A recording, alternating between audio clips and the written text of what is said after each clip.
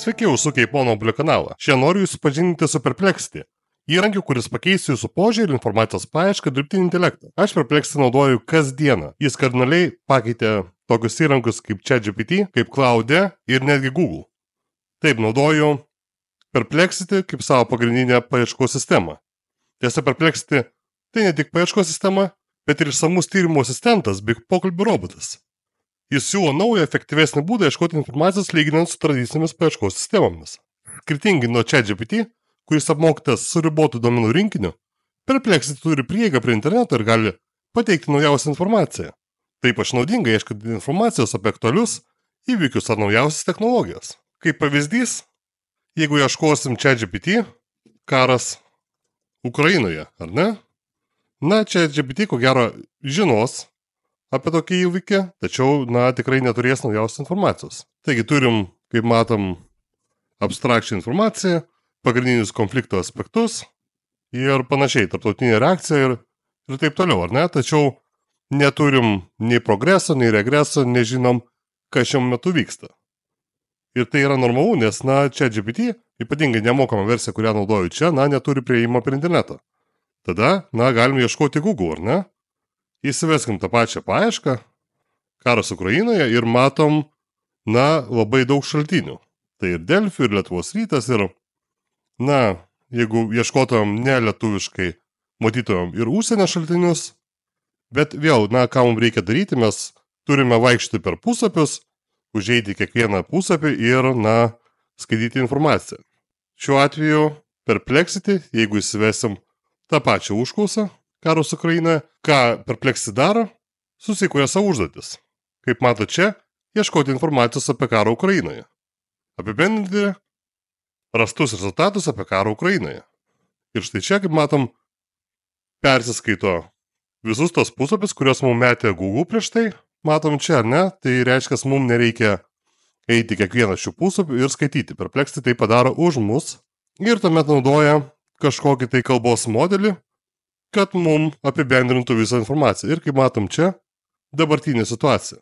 Ir kas labai patogu, pateikime šaltiniai. Tai Perplexity informacijos neišsigalvoja, ne taip kaip, tarkim, ChatGPT, kuris, yra linkęs haliucinuoti. Perplexity naudoja šaltinius, juos skaito, apibendrina ir štai turim pastarojo meto įvykius, naujausias naujienas, ateities perspektyvos ir panašiai. Taigi šaltinių citavimas labai reikalingas dalykas ir Perplexity automatiškai pateikia nuorodas informacijos šaltinius, o tai leidžia lengvai patikrinti faktus ir gilintis į temą.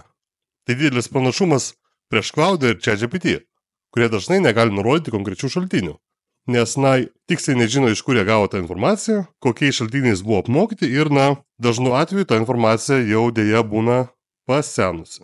Kaip mato čia, aš naudoju Pro modelį. Ir ką suteikia Pro modelis, tai įvairių modelių pasirinkimą. Šiuo momentu naudoju default, reiškia Perplexity pasirenka pats modelį, kuris jos manimų tiktų geriausiai šiai užklausai, tačiau jeigu patinka Claude, jeigu patinka ChatGPT arba Sonar Huge, ar ne, galite pasirinkti šį modelį. Bet, AI modelis, aš pastebėjau, kad Perplexity tikrai gerai susitvarko ir supranta, kurį modelį pasirinkti, nes pagal tai, kiek informacijos reikia sugeneruoti, dažniausiai Sonar Large, kuris buvo apmokytas Perplexity komandos, remiantis Llama 3.1, veikia geriausiai ir greičiausiai. Jeigu reikia labiau kompleksinės informacijos, tai dažnai pasirenka Claude 3.5 Sonnet ir tai galim matyti apačioje aprašyme, ar ne. Ir ChatGPT tiesa niekada nesu pastebėjęs, kad naudotų tą modelį. Ir štai turim dar vieną momentą, tai paveikslėlių generatorius. Pasirinkti galim Flux, kurį aš ir esu pasirinkęs ir esu apžvelgęs Pono Obuolio kanale. Tada galim pasirinkti naujausią Playground, 3 versiją, DALL-E ir Stable Diffusion. Taigi Perplexity Pro versija leidžia pasirinkti iš kelių galingų AI modelių, skaitant ChatGPT 4, Claude 3 ir kitus. Tai suteikia lankstumą ir galimybę pritaikyti įrankį konkretiem poreikiam. Ir jeigu reikia išsamesnio sąmoningumo, Perplexity Pro netgi naudoja ChatGPT 4 O1. Tai yra pats naujausias modelis ir, užklausų generavimas trunka šiek tiek ilgiau. Tęsiant paveikslėlių generavimą, jau kaip ir minėjau, galime pasirinkti šios modelius. Tiesa, pats paveikslėlių generavimas, veikia šiek tiek kitaip. Štai grįžkim, tarkim, į karas Ukrainoje. Ir štai čia galim susigeneruoti paveikslėlį, jeigu, tarkim, rašysim kažkokią istoriją apie karus Ukrainoje, remdamėsi tam tikrą informaciją, čia galim pasirinkti, tarkim, fotografiją. Ir prieš tai matėt, kad esu pasirinkęs Fox1 modelį.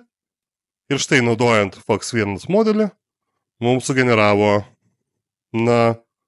Ukrainos vėliava fone ir merginą, ar ne? Kaip rodžiau prieš tai, galim pasirinkti, skirtingus modelius. Taip pat galim ieškoti paveikslėlių susijusių su mūsų užklausa karos Ukrainoje. Galim ieškoti susijusių video ir, generuoti daugiau paveikslėlių. Tarkim, kad ir sugeneruoti diagramą, kuri taip pat bus susijusi su karu Ukrainoje. Tai toksai labiau pašinėlis, suskilus Ukrainą ir, matom čia, ko gero, skandančias bombas. Perplexity leidžia efektyviai ieškoti mokslinių publikacijų ir analizuoti akademinius tekstus. Taip pat naudinga studentam ir mokslininkam. Šiandien tyrimų jokių, ko gero, netlikinėsim, bet, Perplexity puikiai su tuo susitvarko. Dargi mokomąją versiją mes galime štai čia įkelti dokumentus, galime įkelti PDF, galime įkelti labai įvairius, tarkim, ir Excelio failus ir, labai paprastai juos išnagrinėti. Čia galim, kaip ir rodžiau prieš tai, pasirinkti reasoning ir, tarkim, užklausti, kas atsirado pirma, višta ar kiaušinis. Štai, kaip matot, buvo panaudotas 0.1 mini modelis ChatGPT ir štai čia galite pamatyti samprotavimą. Remiantis mokslo įrodymais ir evoliucijos principais, kiaušinis atsirado pirmas.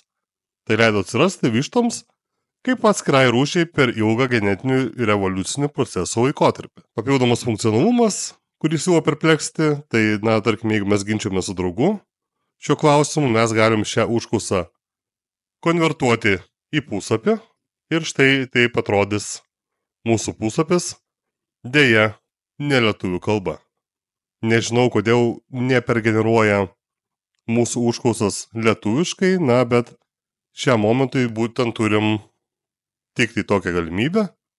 Kaip matot, tam, kad sukurtų puslapį, daro papildomą researchą, tai papildomas paieškas ir panašiai. Ir štai pateikia visą mūsų straipsniuką.